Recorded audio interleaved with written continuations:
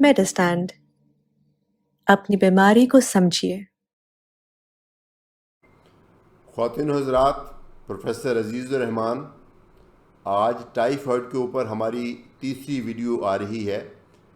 तो पहली दो वीडियोज़ में हमने कवर किया था कि टाइफाइड की तशख़ीस कैसे की जाती है और ट्रीटमेंट के क्या बुनियादी असूल हैं। तो आज हम बात करेंगे कि इससे क्या प्रिवेंशन मुमकिन है, क्या इससे मुमकिन है कि टाइफाइड आपको सिरे से हो ही ना। यकीनन मुमकिन है। अच्छा, इसमें आप लोग शायद ये एक्सपेक्ट कर रहे होंगे कि जिस तरह से कोविड की वैक्सीन है, जिस तरह से टीबी की वैक्सीन है, जिस तरह से के और चीज़ों की वैक्सीन है, तो इससे बचने का भी मेन तरीका वैक्सीन ही होगा।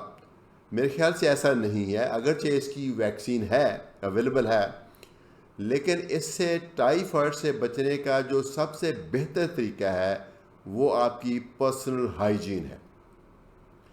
ये जो जरासीम है वो सिंपली बॉडी को बॉडी से टच करने से नहीं आता। एक ही एनवायरनमेंट में बैठे हैं, एक बंदे को टाइफाइड है, आप भी उसके पास बैठे हैं, बातें कर रहे हैं, उससे भी टाइफाइड नहीं होता। अगर मियाँ बीवी हैं, उनमें से किसी एक को टाइफाइड है, तो जो उनका नॉर्मल इज़्दवाजी रिश्ता है उसके रस्ते भी दूसरे बंदे को टाइफाइड नहीं होता। तो अगर एक छोटा माँ को टाइफाइड है, वो अपने बच्चे को दूध पिलाती है, तो माँ के दूध से बच्चे को टाइफाइड भी नहीं होता। ठीक है। तो कितनी सारी बातें आपको ये मेरे ख्याल में पता चली हैं कि इस तरह से टाइफाइड नहीं होता। तो टाइफाइड कैसे होता है? ये टाइफाइड का जो जरासीम है हमेशा मुंह के रास्ते स्टमक में जाता है। तो अगर तो आपके घर में किसी और फर्द को टाइफाइड है, तो उस फर्द को फिज़िकली आइसोलेट करना कतन भी ज़रूरी नहीं, जिस तरह से कोविड में करते हैं, ऐसा बिल्कुल भी ज़रूरी नहीं।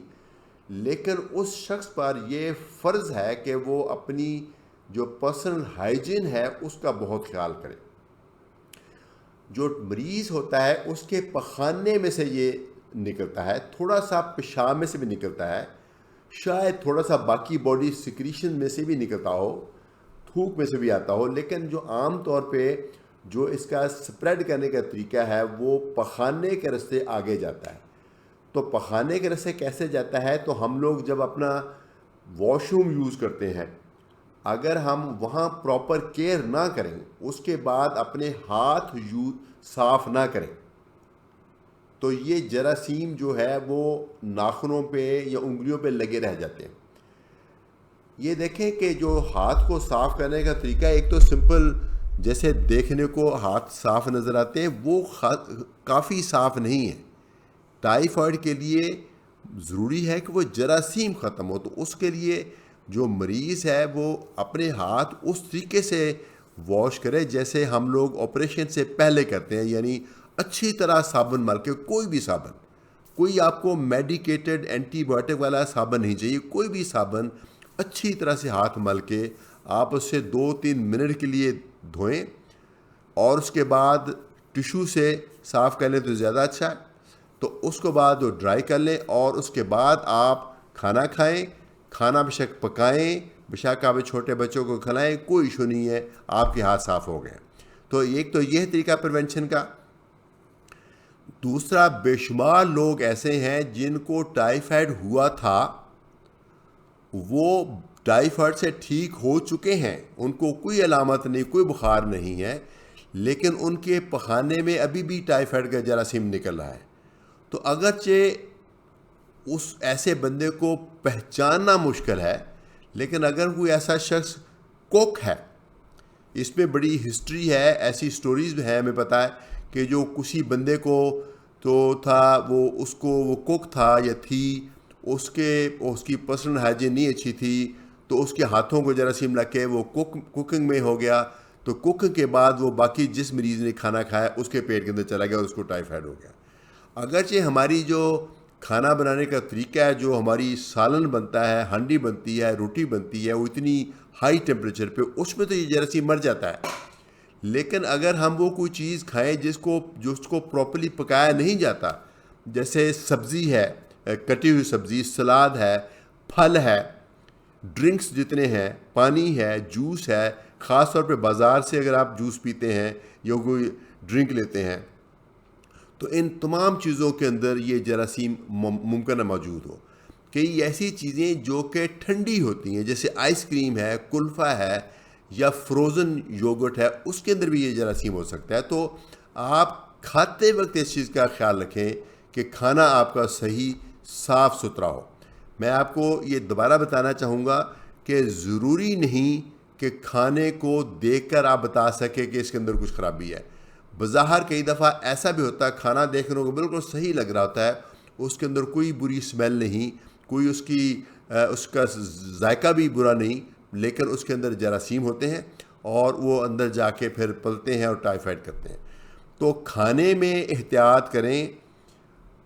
इसके बावजूद मुमकिन है आपकी एहतियात के बावजूद कभी जरासीम चला जाए तो फिर यकीनन उसकी प्रॉपर तशख़ीस के बाद इलाज किया जाएगा। लेकिन प्रिवेंशन का, टाइफाइड से बचने का जो सबसे मुस्तनद तरीका है वो है खाने में अपनी हाइजीन का ख्याल रखना। दूसरा तरीका है वैक्सीन। जो पुराने तर्ज की वैक्सीन है वो तकरीबन 40% लोगों को प्रोटेक्ट करती है। अगर आप वैक्सीन लगाएं तो अगरचे आपने वैक्सीन लगवा ली लेकिन वो तकरीबन 40% प्रोटेक्शन देती है। 60% चांसेस के बावजूद है कि वैक्सीन लगाने के बावजूद अगर आपके अंदर जरासीम गए तो वो टाइफाइड हो जाए। अगरचे कोई नई वैक्सीन बनी हैं, कुछ नई वैक्सीन बन गई हैं, कॉन्जुगेटेड वैक्सीन कहते हैं, वो जो नई वैक्सीन हैं उनमें जो असर है वो ज़्यादा वो उनका असर ज़्यादा है और वो बच्चों में भी, बहुत छोटे बच्चों में भी लग सकती हैं। इसलिए वो वैक्सीन अभी पाकिस्तान में नहीं मिलती हैं तो बहुत लिमिटेड जगहों में मिलती हैं। इसलिए वैक्सीन के ऊपर मेरे ख्याल में मत जाएं। अपनी पर्सनल हाइजीन का ख्याल रखें। कुछ लोग ऐसे हैं जिनका एक्सपोजर ज़रा ज़्यादा है। मसलन अगर आप स्विमिंग करते हैं तो स्विमिंग पूल में एक से दूसरे को लगने का ख़तरा होता है, तो ऐसे में मेरे ख्याल में वैक्सीन भी लगवा लें। अगर मुकम्मल नहीं तो चलो 40% ही प्रोटेक्शन चाहिए। लेकिन टाइफाइड एक मुकम्मल तौर पे प्रिवेंटेबल बीमारी है, इससे बचा जा सकता है और अगर आपको है तो आप इसको, आपके ऊपर इलाज के अलावा ये भी ज़िम्मेदारी है कि आप वो मेजर्स लें ताकि ये आपके बाद दूसरे को ना लगे। तो मुझे उम्मीद है ये छोटी सी वीडियो आपको पसंद आई होगी टाइफाइड की प्रिवेंशन के हवाले से। बहुत शुक्रिया। इजाज़त चाहता हूँ। एक और वीडियो के साथ हाज़िर हूँगा जिसमें टाइफाइड की कॉम्प्लिकेशंस के बारे में बात की जाएगी। अजीज़ रहमान फ्रॉम मेडिस्टैन, अपनी बीमारी को समझिए।